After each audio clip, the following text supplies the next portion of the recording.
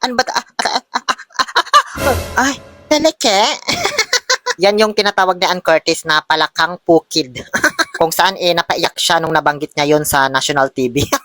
Di ba makakatakas tong mga to? Hanap pa tayo, be, dito sa may damuhan. Ay ano ba yan, nababa pa tong shirt ko ah. Alam nyo, nararamdaman ko talaga na mayroong mga nagtatagong palakang pukid sa may mga butas-butas dito sa may mga hose ng patubig.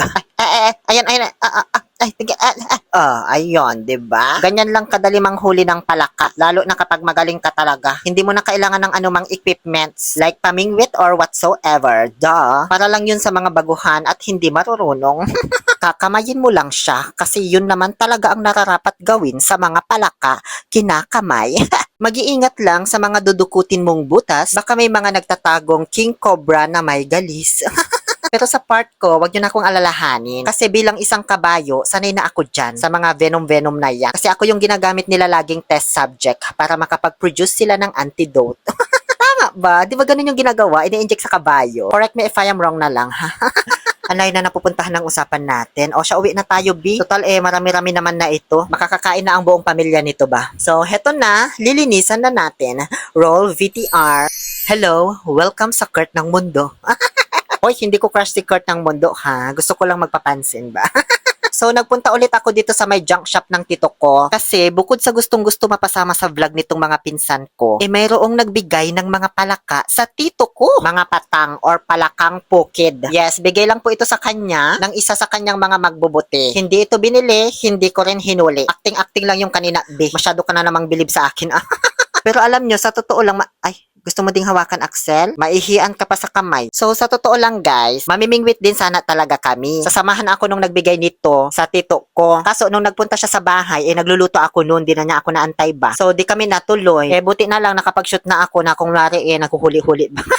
Pagkabigay niya nito sa tito ko, Diyos ko, ako naisipan nilang tawagin agad para iluto ko daw. Abay, syempre ako din naman ano pa bang gagawin ko dito sa Pilipinas, kundi mag-vlog, di ba?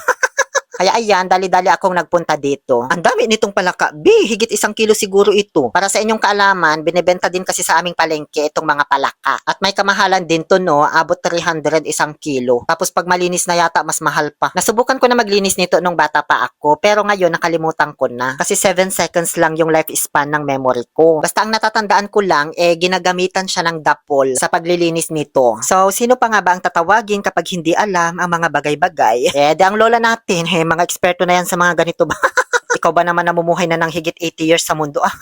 Malamang halos lahat alam mo na ng mga gawain, lalo dito sa kinalakihan mong probinsya ba? So sa simula, syempre pinanood ko muna yung lola ko kung paano siya maglinis. Alangan magmarunong naman ako agad dyan.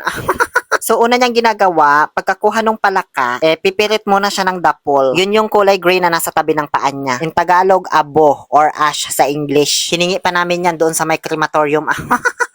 Charot. Mga abo lang yan ng pinagsunugan ng kahoy. Ang purpose niyang abo ay para hindi siya madulas kapag binalatan mo na yung palaka kasi madulas ang balat niyan. So pagkahawak mo nung palaka, ganyan sa nakikita ninyo, hawak na ng lola ko, pipirit ka na ng kapirasong dapol or abo at yun yung ihahawak mo sa likuran niya. Saka mo na siya ikukonvict at hahatulan ng kamatayan sa pamamagitan ng pagpugot sa kanyang juloveg. Yes, nakakaawa talaga guys, as in. Tapos pag naputol mo na yung julovega niya, saka mo naman nahihilain yung balat pababa para mabalatan. At lalabas na yung katawan niyang mukhang nagji-gym. Diyos ko, nakakabagbag naman ng konsensya ito. Kung di malakas loob mo, maaawa ka talaga sa palaka guys. Akalain mo, pinugutan mo na nga, binalatan mo pa. But anyway, ganyan talaga ang buhay dito sa mundong ibabaw. Kabilang tayo sa food chain. Kaya if you are strong, you live. And if you are weak, you die. Huwag na tayong magpaka-ipokrito na kunwari against sa animal cruelty, kumakain naman ng karne. Umiinom ka din naman ng gatas. Kahit pescatarian ka man, may buhay din yung mga isda na kinakain mo. Or kahit vegetarian ka man, may buhay din yung mga kinakain mong halaman. Living things din yan. Kaya wag nang ipokrito. Doon lang tayo sa realidad. So, nung napanood ko na kung paano, sinubukan ko na. Nung una, parang nakakuragat pa ako dyan. Yung mukha ko ba? Kasi medyo hindi pa sanay yung konsensya ko. Pero nasanay din naman ako nung nakadami-dami na ako ng mga kinatay ba.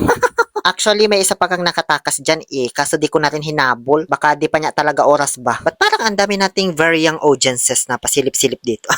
So, nung tapos na naming hatulan ng lola ko, yung mga palaka, kumuha na ng planggana at timba na may tubig yung titok ko. Kasi huhugasan muna namin habang tinatanggal yung mga naiwang bituka. Kasi dapat dyan, pag hugot mo nung Jolo Vega, sasama na dapat yung mga bituka nila. Kaso minsan may mga naiiwan. So, tatanggalin na lang yung mga naiwan habang hinuhugasan. Bukod doon sa tiyan at mga laman loob, minsan may mga hindi rin masyadong nahila na balat. So, dyan na namin yun aalisin lahat. Tapos, hugas ulit para mawala yung mga dugo-dugo ba. Pagkatapos hugasan, akala nyo tapos na yung pagpapahirap natin sa mga palaka. Hindi pa, B. Kasi ngayon ay puputulan na siya ng mga kamay at paa. Grabe, torture na talaga yung ginawa namin dito, B. Pinugutan, binalatan, tinanggalan ng laman loob. Tapos ngayon, puputulan naman ng paa at kamay. OMG, it's gross. Gross! Sa kalagitnaan ng aming pagpuputol ng lola ko, maya-maya ay dumating na yung pinakamasipag na magbubuti ng tito ko, si Chuping. Pero hindi siya yung nagbigay nitong palaka, iba yun. Gusto ko lang siyang i-flex kasi nakaka-inspire siya. Matanda na sila pero ang sipag-sipag pa ring mga lakal talaga. Magre-rende na siya ngayon. Ibebenta na niya sa tito ko yung mga nabili niyang kalakal. Pero nagpasama muna siya sa tito ko gamit yung garong kasi may mga ipipick up pa daw na yero. Hindi kaya nung tri-bike niya. Kaya ayan, tinabi muna ng tito ko. Matapos naming i-amputate ng lola ko yung mga paa at kamay ng palaka, hinugasan ulit namin. Tapos, ginamos na ng lola ko sa asin. Kailangan kasi siyang lamasin sa asin kasi bukod sa nababawasan yung lansa ng mga palaka, titigas din yung mga maskuladong katawan nila na mukhang babad sa gym ng 6 months. It means hindi na siya magiging madulas or slippery. Ay, ang tari naman ng lagayan nyo ng asin, nasa pitchil. Madulas kasi yung laman ng palaka, kaya kapag nilagyan mo na ng asin tapos nilamas mo, maninigas siya. Parang uutugan ganun. Tapos magiging masagasap yung texture. Pagkatapos malamas sa asin, hinugasan ulit ng lola ko ng 10 beses.